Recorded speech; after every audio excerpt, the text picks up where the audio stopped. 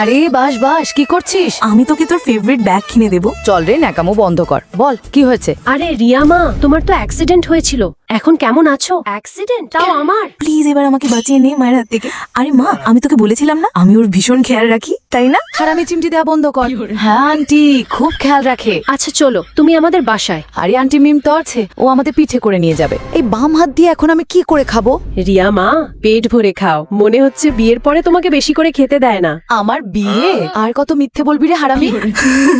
খাবার তো খাই আন্টি, আঙ্গুর আপেল পেট ভরে খাই। দেখছো তো ওর দুইটা বিয়ে হয়ে গেছে, আর তুই কবে করবি বল? 2 বিয়ে?